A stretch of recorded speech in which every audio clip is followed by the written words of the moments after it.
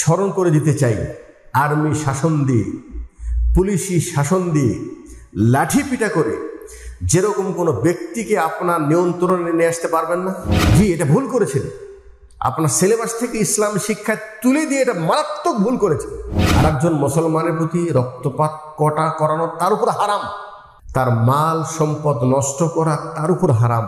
আজকে সরকার কি কোনো আফসোস করতেছে যে আমাদের দেশে এত বড় একটা ঘটনা হয়ে গেল, কত মানুষের জান চলে গেল, কত মানুষ আজকে রক্তাক্ত হাসপাতালে, তারা কি আমার দেশের নাগরিক নয়?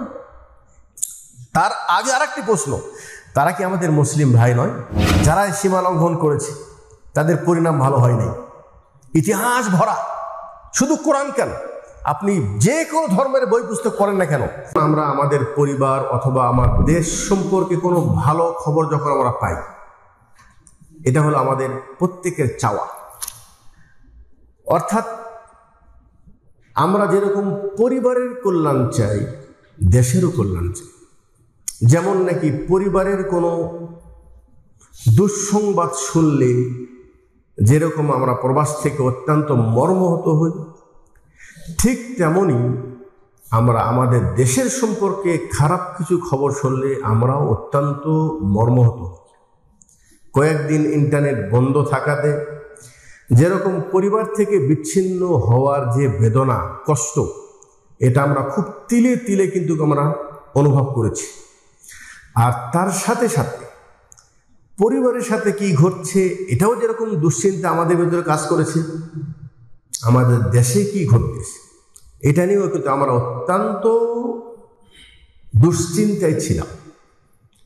আর যখন ইন্টারনেট খোলার পর কিছু চিত্র আমাদের সামনে ভেসে আসতেছে, তখন এই সব কিছু দেখে আমাদের অন্তরের দুঃখ বেদনা আরও বেশি বেড়ে গেল।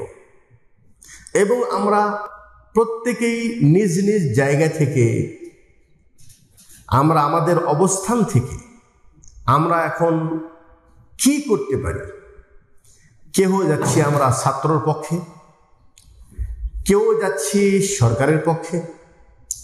এটা নিয়ে যেরকম আমরা পরস্পর দোষারোপ করছি এবং এটা নিয়ে আমাদের প্রত্যেক মজলিসেই সমালোচনা হচ্ছে।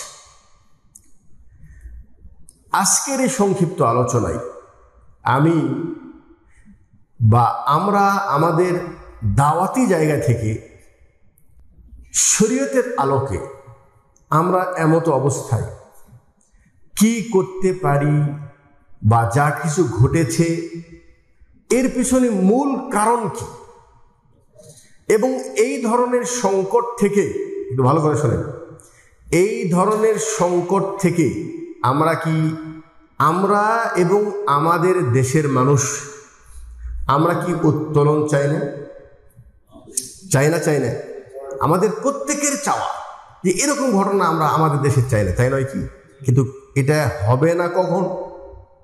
এর মূল গোড়ার কারণ কি, এটা আমাদেরকে আজকের সংক্ষিপ্ত দর্শে জানতে হবে।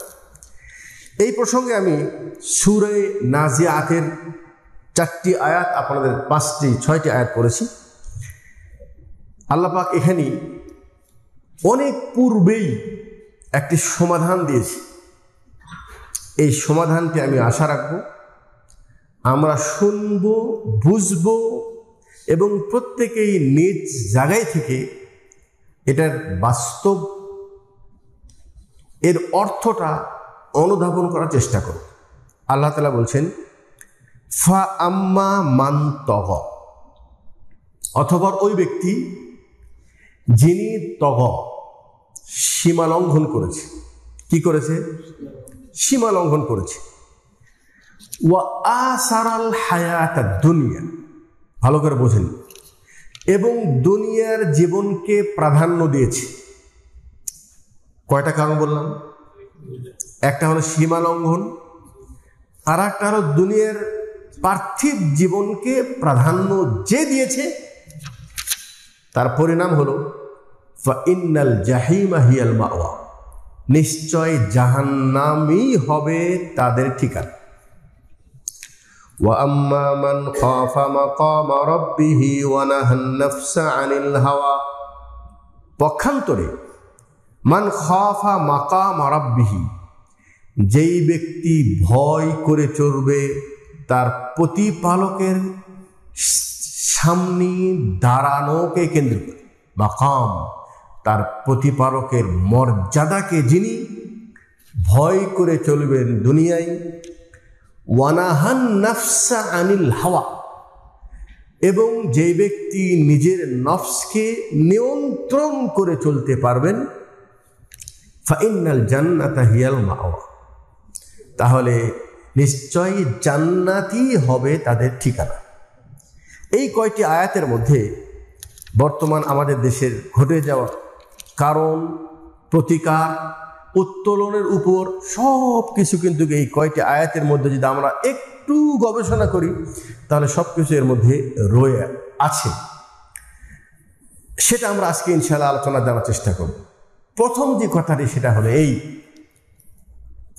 আল্লাহ বলছেন যে ব্যক্তি সীমা লঙ্ঘন করল, দুনিয়ার জীবনকে প্রাধান্য দিল, তাহলে আজকে দেশে যে সংকটময় প্রেক্ষাপট যে ঘটেছে এর পেছনে কারণ দেখেন। কি কারণ? যে আসলে মানুষের ভিতরে ধার্মিক চেতনা একেবারে পরিপূর্ণ বিলুপ্ত। আমাদের উভয়ের পক্ষের লড়াইয়ের মূল কারণ কি? দুনিয়া। কেউ দুনিয়ার মর্যাদার উপর টিকে থাকতে চায়, আর কেউ দুনিয়ার মর্যাদা অর্জন করতে চায়। লড়াই কিন্তু দুনিয়াকে কেন্দ্র করে, এটা একটা কারণ।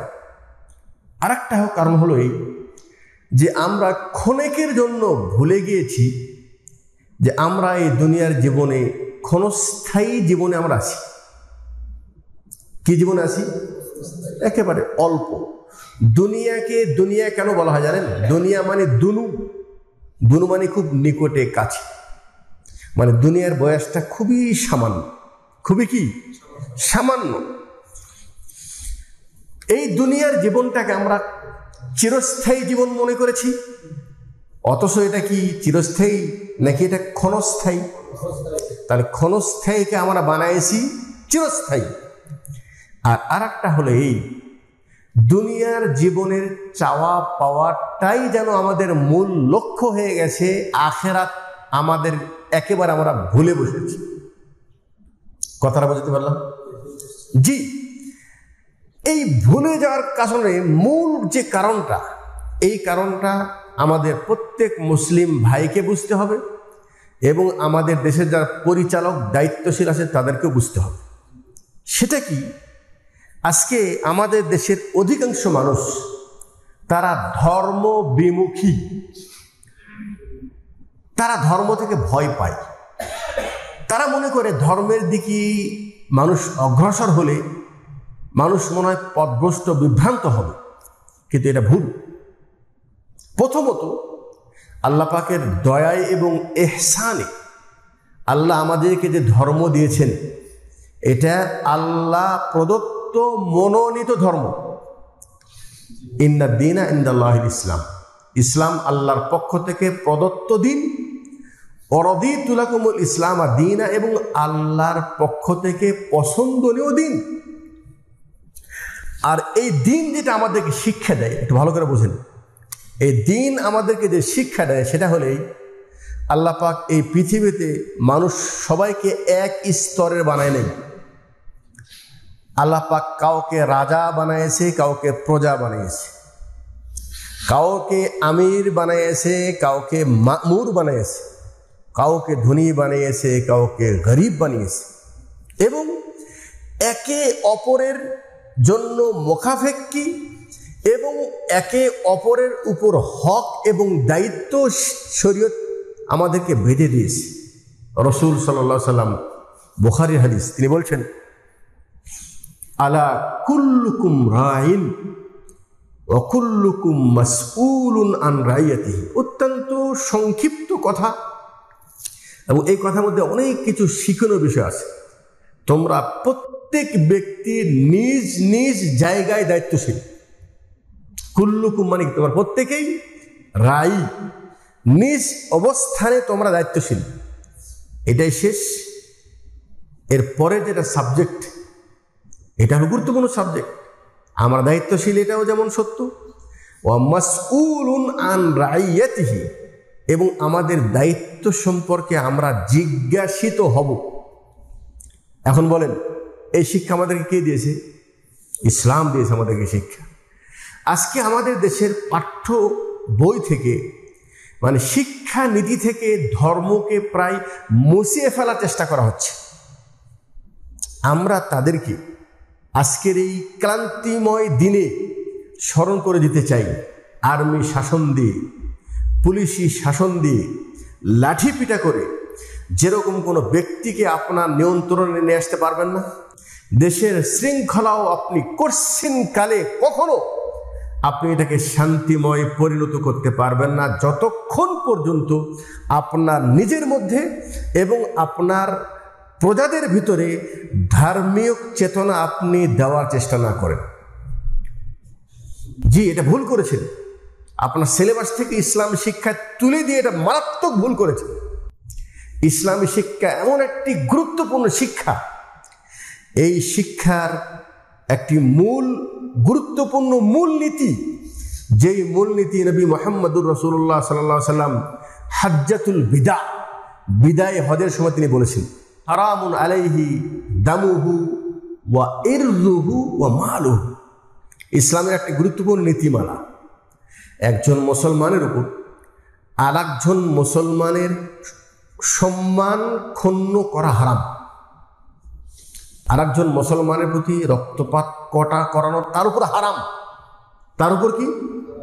তার মাল সম্পদ নষ্ট করা তার উপর হারাম। আমার মনে হয় আমাদের দেশে শিক্ষানীতির ভিতরে, শিক্ষার পাঠ্য বইয়ের ভিতরে এই ইসলামী চেতনা, এটা যেমন একটা সত্য। কার ভাষা এটা? কার বক্তব্য এটা? আমাদের নবী, যার প্রতি আমরা ঈমান এনেছি, যাকে আমরা রাসূল হিসাবে বিশ্বাস করি, তার দেওয়া ভাষণ, বিদায়ের ভাষণ, তিনি মুসলমানদের মুসলমানদের সমাজকে সুশৃঙ্খল করার এটা একটি গুরুত্বপূর্ণ নীতিমালা। মুসলমানের ভিতরে মুসলমানের একটা দায়িত্ববোধ চিন্তা তার ভিতরে সৃষ্টি করে দেওয়া। শুধু এটাই কি শেষ? একজন মানুষের প্রতি হাক্কুল মুসলিমি আলাল মুসলিমি খামসুন আও সিত। আরেকটি হাদিসে বলেছেন, একজন মুসলমানের প্রতি আরেকজন মুসলমানের 5টা হক, দায়িত্ব আছে, 6টা দায়িত্ব আছে। প্রতিবেশীর হক আছে, পিতামাতার হক আছে, দেশবাসীর হক আছে, অধীনস্থদের হক আছে, যিনি রাজা প্রজা তাদের হক আছে। শরীয়ত কখনো আমাদেরকে এই নীতিমালা দেয় নেই যে একজন রাজা, দেশ পরিচালক, তিনি যত বড়ই অন্যায় করুক না কেন, তিনি ভালো মানুষও হতে পারেন, খারাপ মানুষ হতে পারেন, তিনার কর্ম আমার পছন্দ হতেও পারে, নাও পারে। এমনকি তিনি বড় ফাসেক থেকে ফাসেকও মানুষ যদি হয়, আমি প্রজা হয়ে আমার জন্য শরীয়ত যে নীতিমালা দিয়েছে সেটা হলো এই যে তুমি প্রথমে তার হেদায়েতের জন্য দোয়া করো, কারণ সে হেদায়েত থেকে বিচ্যুত আছে, তার ভিতরে হেদায়েত নেই, তার ভিতরে দ্বীনি চেতনা নেই, দুনিয়া প্রাধান্য পেয়েছে, আখিরাতকে ভুলে গিয়েছে, পরিণামকে ভুলে গিয়েছে। মৃত্যুর পর যে তার হিসাব হবে, হিসাবের পর তার কর্মের উপর ভিত্তি করে হয় তার ঠিকানা জান্নাত হবে না জাহান্নাম হবে। এই চেতনা যখন তার ভিতরে বিলুপ্ত হবে, তখন ওই ব্যক্তির কাছে কোনটা হালাল কোনটা হারাম, কোনটা জায়েজ কোনটা নাজায়েজ, কোনটা করা দরকার কোনটা করা দরকার কিছুই পরোয়া থাকবে না। তাও আমরা বুঝতে পারলাম আজকে যে ঘটনা ঘটেছে, আজকে সরকার কি কোনো আফসোস করতেছে যে আমাদের দেশে এত বড় একটা ঘটনা হয়ে গেল, কত মানুষের জান চলে গেল, কত মানুষ আজকে রক্তাক্ত হাসপাতালে চিকিৎসাধীন আছে, তারা কি আমার দেশের নাগরিক নয়? তার আগে আরেকটি প্রশ্ন, তারা কি আমাদের মুসলিম ভাই নয়? তাহলে মুসলিম ভাই যদি হয়, তাহলে তার উপর চোখ গরম করে টাকা নাই তো আমার জন্য হারাম। রাসূল বলছে তার উপর অস্ত্র উঠানো তো দূরের কথা, অস্ত্র ধারারও অংশ তার দিকে ইশারা করে রাস্তায় চলাও যাবে না। বলছে অস্ত্রের ধারালো জায়গায় তুমি হাত দিয়ে ধরো, যেন তোমার এই ধারালো অস্ত্র শয়তান ঘুঁটে দিয়ে তোমার পাশের মুসলিম ভাইকে যেন কষ্ট না দেয়। আল্লাহ পাক আমাদের শরীয়ত এমন একটি শরীয়ত দিয়েছেন, এই শরীয়ত বলে আল মুসলিম মান সালিম আল মুসলিমুনা মিন লিসানিহি, মুসলমান তো ওই ব্যক্তি যার জবান এবং হাত দ্বারা অপর মুসলমান পরিপূর্ণ নিরাপদ থাকবে। আমি কথা বুঝাতে পারলাম? তাহলে শরীয়ত আমাদেরকে কি বলেছে? হে মুসলিম, তোমার উপর আরেক মুসলমানের রক্ত, তার ইজ্জত এবং তার মাল সংরক্ষণ করা, হেফাজত করা তোমার উপর ওয়াজিব। এটা হলো তোমার উপরে আল্লাহর পক্ষ থেকে প্রদত্ত দায়িত্ব। দেখেন, ইসলাম শিখিয়েছে একজন রাজা, ইসলাম বলেছে যে ব্যক্তি কোনো পদে পদোন্নীত হবে, সেটা হোক কোনো দায়িত্বশীল কোনো প্রতিষ্ঠানে অথবা দেশের যিনি সবচাইতে বড় ব্যক্তি, প্রধান, যিনি দেশ পরিচালনা যার হাতের মধ্যে আছে, ওই ব্যক্তির ভিতরে যদি শুধুমাত্র ধর্মীয় চেতনা থাকে, তাহলে ধর্ম কি তাকে শিখাই? একটু ভালো করে খেয়াল করেন। ধর্ম শিখাই কুলিল্লাহুম্মা মালিকাল মুলক তুতিল মুলকা মান তাশা। ভালো করে বোঝেন। ওয়া তানজিউল মুলকা মিম্মান তাশা ওয়া তুইজ্জু মান তাশা ওয়া তুযিল্লু মান তাশা। ইসলাম তাকে শিক্ষা দেয় যে আসলে রাজত্ব আর এই দায়িত্বশীলতা এটা আল্লাহর পক্ষ থেকে প্রদত্ত দান। আল্লাহ দুনিয়ায় মানুষকে এই রকম পদে পদোন্নীত করে, আল্লাহর ইচ্ছাই হয়। আল্লাহ কাউকে রাজা বানাই আর কাউকে প্রজা বানিয়ে উভয়কেই কিন্তু পরীক্ষার সম্মুখীন করেছে, উভয়কেই পরীক্ষার হলে রেখেছে যে তুমি যেখানেই থাকো তোমাকে কিন্তু পরীক্ষার সম্মুখীন হতে হবে। তাহলে যিনি দায়িত্বশীল, আমি শুধু তাদেরকে বলবো, তারা ইসলাম শিক্ষাটা আমাদের দেশ থেকে তুলে নেওয়ার চেষ্টা করছে, অথচ ইসলাম শিক্ষা দিচ্ছে যিনি পরিচালক হবেন, যিনি রাজা হবেন, যিনি দেশ পরিচালনার দায়িত্ব যাদের উপর থাকবে, বলছেন মাসউলুন আন রাইয়াতিহি, তার দায়িত্ব সম্পর্কে আল্লাহ পাক জিজ্ঞাসা করবে। ইসলামের চেতনা যদি থাকে তাহলে মনে করবে এটা আল্লাহ প্রদত্ত আমার উপর একটি দায়িত্ব, এবং এই দায়িত্বর জবাব আমাকে কার কাছে দিতে হবে? এতে কি কোনো সন্দেহ আছে? কোনো সন্দেহ? 100% এটা আমাকে দিতেই হবে জবাবদাহিতা। এবং আমাকে যে আল্লাহ পাক এই দায়িত্বটা দিয়েছে চিরস্থায়ী নয়, ক্ষণস্থায়ী, সাময়িক। এবং ইতিপূর্বে বহু মানুষকে এরকম দায়িত্ব দিয়েছিল, যারা সীমা লঙ্ঘন করেছে তাদের পরিণাম ভালো হয় নাই। ইতিহাস ভরা, শুধু কোরআন কেন, আপনি যে কোনো ধর্মের বই পুস্তক পড়েন না কেন, যারাই সীমা লঙ্ঘন করেছে তাদের পরিণাম কিন্তু ভালো হয়নি।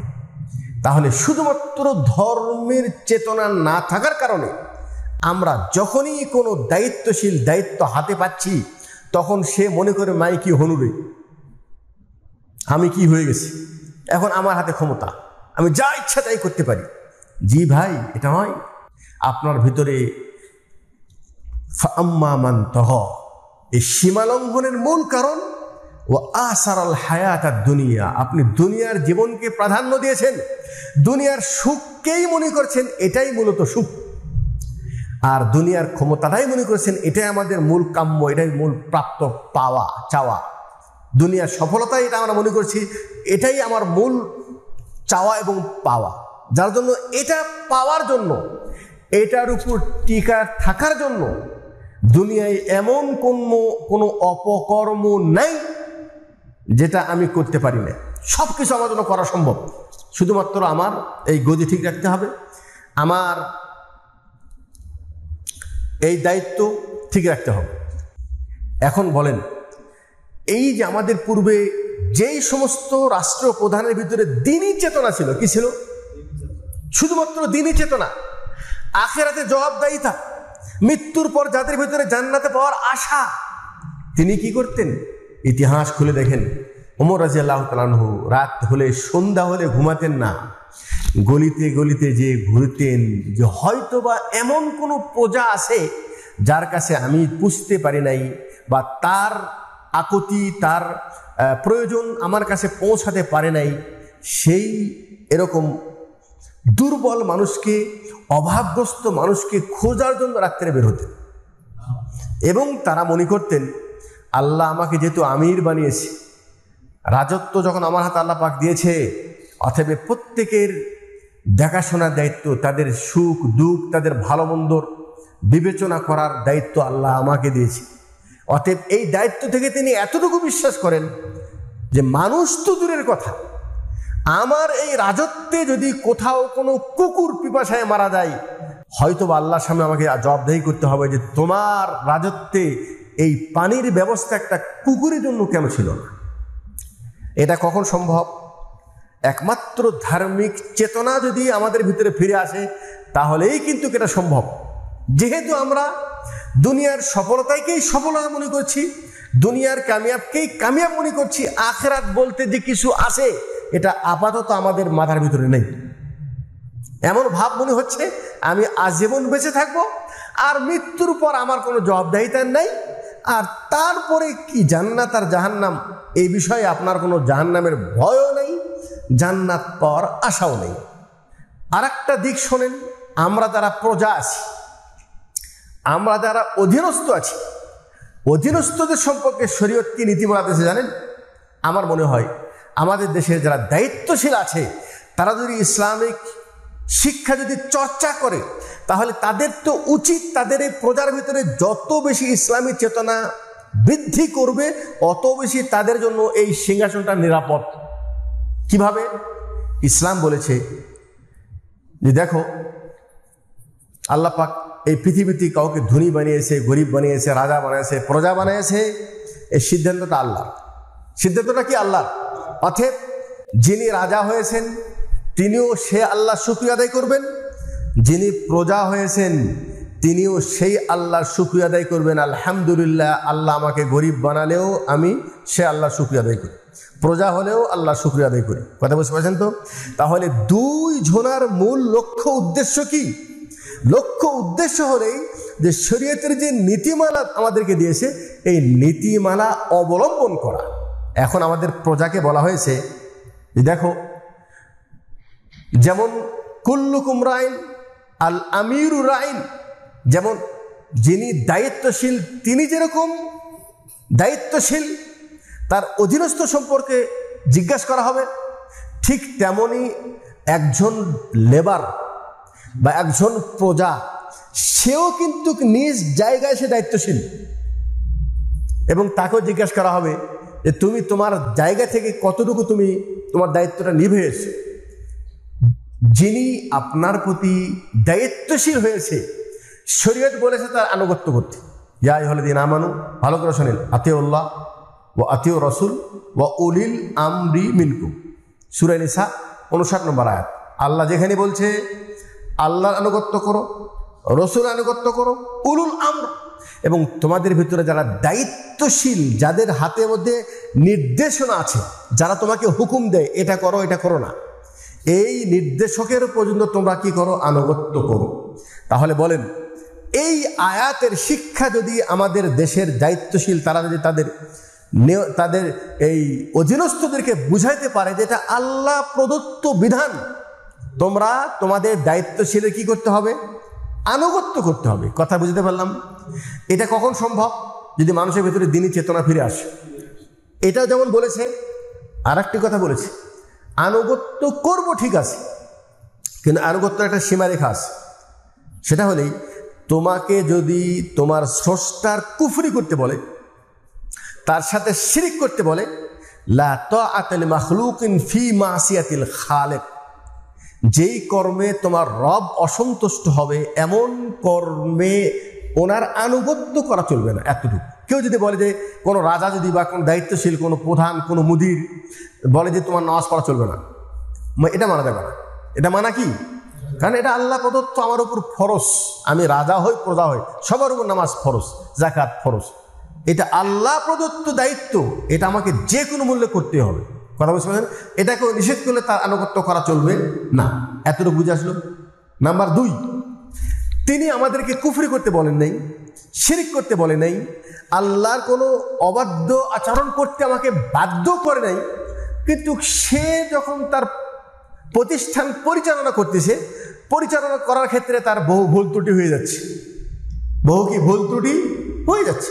সেই ভুল দুনিয়াবি ভুল হতে পারে, সেই ভুলটা ধর্মীয় ভুলও হতে পারে। কথা বুঝতে পারলাম? সেই ক্ষেত্রে শরীয়ত কি বলছে জানেন? শরীয়ত বলছে যে এই ক্ষেত্রে যতক্ষণ পর্যন্ত সে সালাত আদায় করছে এবং সে নিজেকে মুসলিম বলে দাবি করছে, অতক্ষণ পর্যন্ত তোমরা তার বিরুদ্ধে বিদ্রোহ করবে না। বিদ্রোহ করবে না। কি করবো তাহলে? তাহলে নিজ নিজ জায়গা থেকে যারা ওনার কাছে পুষতে পারবেন, আমার বক্তব্য বুঝে আসতেছে, যারা ওনার কাছে পুষতে পারবেন ওনারা ওনাদেরকে যে সৎ পরামর্শ দেন। কি দেন? জি, সুন্দর ভাষায় সুন্দর উপস্থাপনের মাধ্যমে যে আপনার এই কর্মটি এটা খুব সুন্দর কর্ম, এটা ভালো হয়েছে, আর এই যে কর্ম এটা আসলে দেশের জন্য মঙ্গলজনক নয়, জনগণের জন্য মঙ্গলজনক নয়, এবং ধর্মীয় দৃষ্টিকোণ থেকে এই কাজটি সঠিক নয়। আপনার কাজ হলো অমা আলাইনা ইল্লাল বালাগ, তার কানে পৌঁছায় দেওয়া। এটা কে করবে? যিনি তার কাজ পর্যন্ত বুঝতে পারবেন। আমরা কি সবাই বুঝতে পারবো? আমরা কি করব? আমরা আমাদের জায়গা থেকে, যেহেতু আমরা তাদের অধীনস্থ, সেহেতু আমরা, এবং তাদের কিছু ভালো কাজও থাকে, খারাপ কাজও থাকে, সব যে খারাপ কাজ হয় না, কিছু ভালো কাজ। মানুষ যতই খারাপ থাকে তার মধ্যে কিছু ভালো দিক আছে, কিন্তু আছে না? ভালোটাকে ভালো বলতে হবে, মন্দটাকে মন্দ বলতে হবে। এখন ওই মন্দটা পরিবর্তন কিভাবে করবো? আমি তো তার কাছে যেতে পারছি না। একটু ভালো করে আমার দরজটা বুঝেন। কি করতে পারি?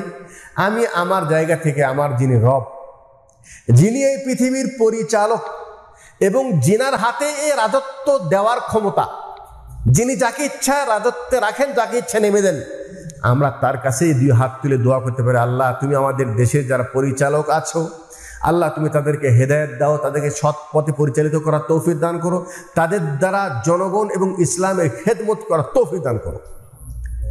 এটাকে আমরা করি? কেন করি না? আসলে এই সাবজেক্ট তো আমরা জীবনে শুনি নাই, এই সাবজেক্ট তো আমাদের স্কুলে রাখা হয় নাই। আমরা তো মনে করছি যে ইসলামী শিক্ষা মানে শুধুমাত্র নামাজ পড়া। জি না, এর মধ্যে ইসলাম মানার মধ্যে আপনারা প্রত্যেকেই নিজ নিজ জায়গা থেকে প্রত্যেকের জন্য কল্যাণ রয়েছে ইসলাম মানার মধ্যে। এটা একটা দিক। আর একটা দিক, সেটা হলে আমি তার হেদায়েতের জন্য দোয়া করব, কিন্তু এত বেশি জুলুম করছে যে জুলুমের কারণে আমি ধৈর্যের বাঁধন আমার ভেঙে যাচ্ছে। সেখানে আমি কি করতে পারি? সেখানে আমি ওই আমার রবের জন্যই সালাতের মধ্যে দাঁড়িয়ে কুনুতে নাজেলার মাধ্যমে আমি এই জালিম, যিনি তার প্রজাদের প্রতি জুলুম করছে, সে জালিমের বিরুদ্ধে আল্লাহর কাছে ফরিয়াদ করতে পারি, আল্লাহ যদি তার হেদায়েত থাকে হেদায়েত দাও, আর হেদায়েত না থাকলে আল্লাহ তুমি তাদেরকে ধ্বংস করে দাও। তাহলে আল্লাহ যিনি হেদায়েত দাতা, তিনিও হেদায়েত দেওয়ার ক্ষমতা রাখেন এবং ধ্বংস করার ক্ষমতাও কিন্তু তার আছে।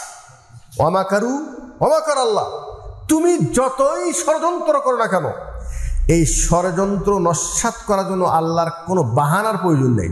কোনো ইচ্ছা এনি টাইম সেই ষড়যন্ত্রকে তিনি নস্যাৎ করতে পারে, এই ক্ষমতা আল্লাহর আছে। আসলে তো এই বিশ্বাসই আমার নেই।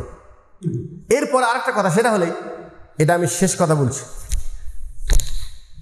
আসলে ধর্ম সম্পর্কে আমাদের জ্ঞান নেই। এখন যেটা আমাদের দেশে ঘটলো, সেটা হলো যে একটা দাবি আদায়কে কেন্দ্র করে জনগণ রাস্তায় নেমে মিটিং মিছিল, রাস্তা বন্ধ করা, এমনকি পরবর্তীতে যেটা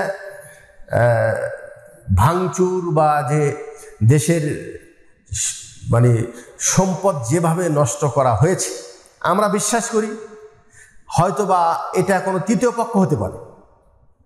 যেই দেশে আমরা বসবাস করি, যেই দেশকে আমরা ভালোবাসি, দেশের উন্নতি চাই এবং দেশের জন্য আমরা প্রবাস থেকে চোখের ফোঁটা পাহলাই, এই দেশের একটা সম্পদ ক্ষতি হোক, এটা তো কোনো একটা মানুষ, একটা বিবেকবান মানুষ দ্বারা এটা সংগঠিত হওয়ার কথা না। আমি কথা বুঝতে পারছি? আপনি সরকারি দলের লোক হন, অথবা আপনি বিরোধী দলের লোক হন, অথবা আপনি নিরপেক্ষ হন, দেশ তো আমাদের সবার।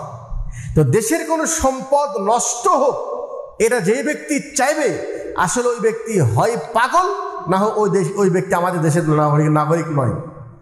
অথবা ওই ওই ওই লোকের ভিতরে মানুষত্বা শেষ হয়ে গেছে, যাদের সম্পর্কে আল্লাহ বলছেন উলাইকা কাল আনআমি বাল হুম আযাল, যাদের ভিতরে ইসলামিক চেতনা নাই, একেবারে পরিপূর্ণ দুনিয়ামুখী, এবং যারা দুনিয়া করে পাগল হয়ে গেছে, আখিরাত তাদের জন্য যেন কোনো চিন্তার কোনো কারণই নেই।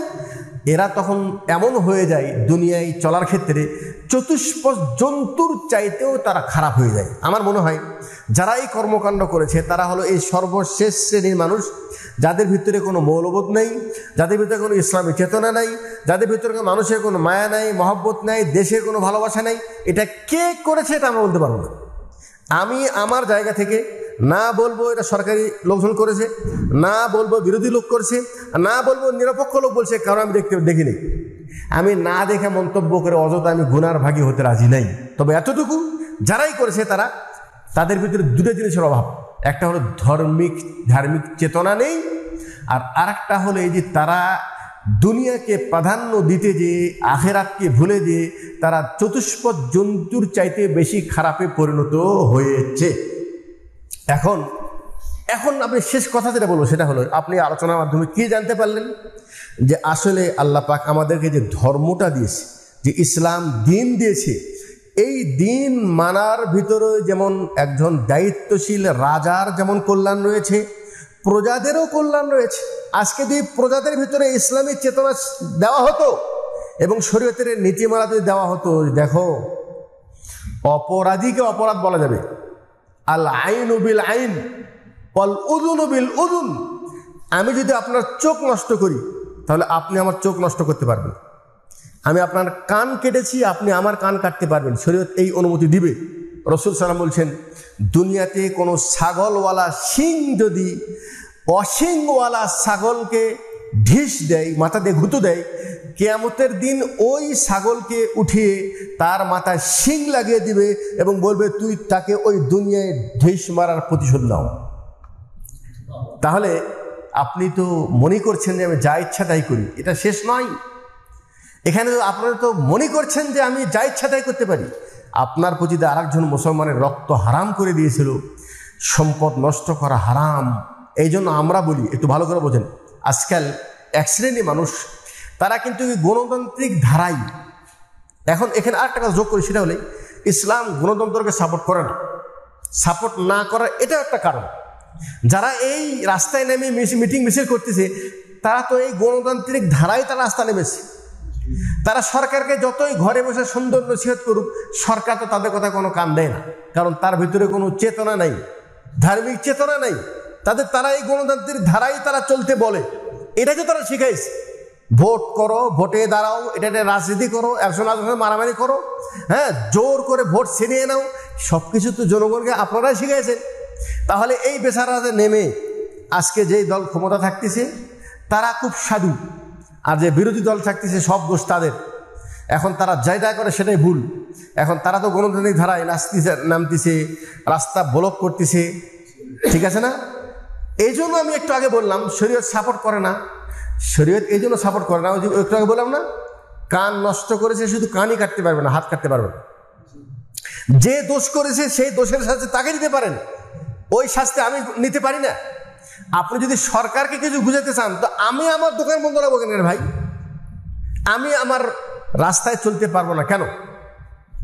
আমি আমার যান নিয়ে নিরাপদে কেন চলতে পারবো না? এই নিরাপদে চলাকে বাধাগ্রস্ত কে করেছে? আপনি করেছেন। এই জবাবদাহি আল্লাহর সামনে আপনাকে হতে হবে।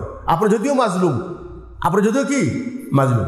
শেষ কথা বলবো, সেটা হলেই আমি ওই কথা আবার রিপিট করছি যে আমাদের ভিতরে ইসলামী চেতনা না ফিরানো পর্যন্ত কোনো দিন আমার দেশে শান্তি আসবে না। ইসলাম কোরআন খুলে দেখেন, সুলাইমান আলাইহিস সালাম যখন বিলকিসকে ডেকেছিল তখন বিলকিস বলেছিল, ইন্নাল মুলুকা ইজা দাখালু কারিয়াতান আফসাদুহা। যেই দেশে যুদ্ধ শুরু হবে, যেখানে প্রশাসন রাস্তায় নেমে যাবে, সেখানে কিন্তু সাধারণ জনগণ ক্ষতিগ্রস্ত হবে, অনেক সম্মানী ব্যক্তি অসম্মান হয়ে যাবে। আজকে আমরা দুই পক্ষেই আমরা শুধু আমাদের একজন আমাদের গদি দিকে রাখতে চাচ্ছি আর আরেকজনকে গদি দখল করতে চাচ্ছি, আর আমরা প্রত্যেকে শক্তির প্রদর্শন করছি। এখন আমি আমার আলোচনা শেষ করে দিব। সমাধান তো আল্লাহ আগেই দিয়েছিলেন। এখনকার আলোচনা বুঝতে পারলেন? যা কিছু ঘটতেছে এর একটাই কারণ, ফাআম্মা মান তাগা, তারা সীমা লঙ্ঘন করেছে। কি করেছে? তাদের সীমা সম্পর্কে জ্ঞানই নেই। এই জ্ঞান দেওয়ার দায়িত্ব ছিল সরকার, আমাদের দায়িত্বশীলদের। তারা আমাদেরকে সেই জ্ঞান দেয় নাই যে কোনটা তোমার জন্য জায়েজ আর কোনটা জায়েজ নয়, কোনটা হালাল কোনটা হারাম, কোনটা করতে পারবে কোনটা করতে পারবে না। হে মুসলিম, তুমি তোমার ধর্ম থেকে এটা আগে তাদেরকে শিখিয়ে দাও। তারা সীমাটা চিনে নেই, আমাকে কি করতে করা বৈধ আর কি করা বৈধ নয় এটা আপনাকে শিখান নাই, তারা জানে না। সীমা লঙ্ঘন করেছে সবাই, সরকার তার জায়গা থেকে সীমা লঙ্ঘন করেছে, প্রজা যারা আছে তারাও তাদের জায়গা থেকে সীমা লঙ্ঘন করেছে। আর সীমা লঙ্ঘনের কারণ কি? আসারুল হায়াত দুনিয়া, চাওয়া শুধু দুনিয়া, চাওয়া শুধু কি। এখন উভয় শুনে রাখেন, আল্লাহ বলছেন যখন এটা হবে, হবে সীমা লঙ্ঘন, হবে শুধু দুনিয়া কেন্দ্রিক চেষ্টা, তখন পরিণাম হবে তার ঠিকানা জাহান্নাম। এটা আমার কথা নয়, কোরআনের ভাষা। নিশ্চিত অপেক্ষা করেন প্রত্যেকেই নিজ নিজ জায়গা থেকে। যদি আপনি আপনার জায়গা থেকে এখনো মৌলবোধ চিন্তা যদি এখনো ফিরে না আসেন, তাহলে ঠিকানা কিন্তু আল্লাহ পাক আগেই বলে দিয়েছেন। হ্যাঁ, উত্তোলনের উপায় বাস শুধুমাত্র ধার্মিক চেতনা ফিরে নিয়ে আসা। একটা জিনিস খেয়াল করতে হবে, সেটা হলো ওয়া আম্মা মান খাফা মাকামা রাব্বিহি ওয়া নাহান নাফসা আনিল হাওয়া। শুধুমাত্র তোমার ভিতরে একটা চেতনা আসবে যে আমি দুনিয়ায় ক্ষণস্থায়ী সময়, আমি হই রাজা হই প্রজা। আল্লাহ দুনিয়ায় আমাকে পরীক্ষার জন্য পাঠিয়েছে, সাময়িক আখিরাতের প্রস্তুতির জন্য পাঠিয়েছে। আমি যা ইচ্ছা তাই করতে পারি না। আমার এখানে প্রত্যেকটি কর্মের পেছনে একটাই লক্ষ্য হবে, আমার রবকে সন্তুষ্ট করা। অতএব আমার রবকে যদি আমি দুনিয়ায় শুধু ভয় করে চলতে পারি আর আমি যা ইচ্ছা তাই করতে পারি না, নাহান নাফসা আনিল হাওয়া, আমার নফসকে নিয়ন্ত্রণ করতে হবে, কন্ট্রোল করতে হবে। এটা যদি করতে পারি, হে দায়িত্বশীল এবং হে আমরা সাধারণ জনগণ, আমাদের প্রত্যেকের চাওয়া উচিত ছিল আমরা দুনিয়ার কর্মের মাধ্যমে যেন আল্লাহ সন্তুষ্টি পেয়ে মৃত্যুর পর যেন জান্নাত পাই। এটা উচিত ছিল, কিন্তু সেটা আমরা একবারে জিরোতে নিয়ে গেছি। এটা আমাদের কোনো কাম্যই নয়, এটা আমাদের কোনো চাওয়ার কিছুই নাই। আল্লাহ বলছেন তুমি শুধুমাত্র নিজের ভিতরে চেতনা ফিরে নিয়ে আসো, আল্লাহর ভয় তোমার ভিতরে নিয়ে আসো। তুমি একটু চিন্তা করে দেখো, তুমি যে কর্ম করছো এটা কি জায়েজ? একজনের গাড়ি জ্বালিয়ে দাও, এটা কি জায়েজ?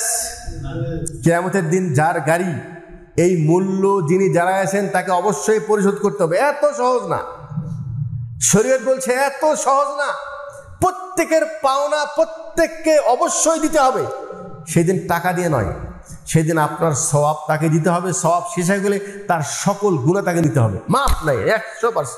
যিনি কারো গাড়ি জ্বালাইছেন, যিনি কারো রক্তপাত ঘটাইছেন অন্যায়ভাবে, যিনি কাউকে হত্যা করলেন, আল্লাহ ওয়া ইয়াকতুল মুমিনা মুতাআম্মিদান, যে ব্যক্তি ইচ্ছা করে কাউকে হত্যা করবে, ফাজাযাউহু জাহান্নাম, তার ঠিকানা জাহান্নাম। এটা শুধু আমাকে বলে না, আল্লাহ সবাইকে বলছে, রাজাকেও বলছে, প্রজাকে, সবাইকে বলছে।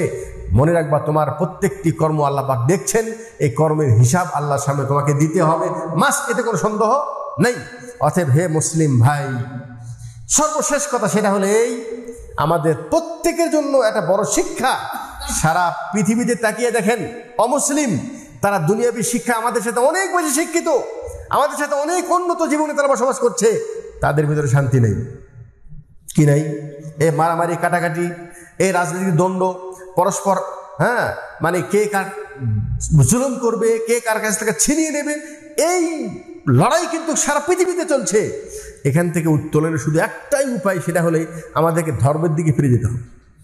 আমাদের ভিতরে ধর্ম শিক্ষাটার চেতনা বৃদ্ধি করতে হবে। এই বক্তব্য যদি আমাদের দেশের দায়িত্বশীল ওনারা বোঝেন আলহামদুলিল্লাহ, আর না বুঝলে এটা আমাদের জন্য ফিতনা। এখন আমরা বড় ফিতনার মধ্যে আছি। এই ফিতনা থেকে উত্তোলন একমাত্র আল্লাহ ছাড়া কেউই করতে পারবে না। অতএব আমাদেরকে রুজু করতে হবে সে আল্লাহর দিকে। যদি আল্লাহ পাক আমাদের দয়া করেন, অনুগ্রহ করেন, আল্লাহ পাক আমাদের জন্য একটা ভালো অবস্থা সামনে নিয়ে আসতে পারেন। আর যদি না করেন, আমাদেরকে ফিতনার মধ্যে থেকেই যিনি ঈমানকে বাঁচাতে পারবেন, যিনি নিজের চুপ থেকে নিজের আমলকে নষ্ট করা থেকে যে নিজে থেকে বিরত রাখতে পারবেন, তাহলে ওই হাজার লাখের মধ্যে একজন তিনি হয়তো জান্নাতি হবেন। আর বাকি আমরা যারা হই মুসলমান, হুজুকে মুসলমান। একজন বলল যে এই নামো, রাস্তায় নামো। কেন নামছি, কি কারণ, কি করতে হবে, যেই কর্মটা আমি করব এটা আমার জন্য শরীয়ত জায়েজ রেখেছে কিনা আমরা কেউ এটা জানার চেষ্টা করি না। একজন ডাকলেই তার পিছনে চলে যায়। কথা বলেন নেই? আর বিশেষ করে আমাদের দেশের মানুষের ভিতরে ধর্মীয় চেতনা না থাকার কারণে 5 টাকার ইমান নাই। একজন প্রতিপক্ষ শত্রুকে হত্যা করার জন্য একজনকে 500 টাকা দেন যে তোমাকে 500 টাকা দেবো, তাকে হত্যা করে আসো। সে নির্ভীকভাবে তাকে হত্যা করে আসবে, তার ভিতরে কোনো চিন্তাই নাই যে হত্যার হিসাব আল্লাহর সামনে আমাকে একদিন দিতে হবে। এই চিন্তা তার ভিতরে নাই নাই নাই। তাহলে আজকে আমরা যে আয়াতটা পড়লাম, সমাধান কিন্তু সব কিছু এই আয়াতের মধ্যে রয়েছে। যদি আল্লাহ পাক আমাদেরকে সেই বুঝ দেয়, সেই চেতনা দেয়, তাহলে আমরা হেদায়েত পাবো। অন্যথায় আমাদের জন্য দুনিয়াও অন্ধকার, আখিরাতও অন্ধকার। আল্লাহ রাব্বুল আলামিন আমাদেরকে এই চরম ফিতনায় আমাদেরকে সঠিক ইসলামের দিকে ফিরে আসার তৌফিক দান করুন।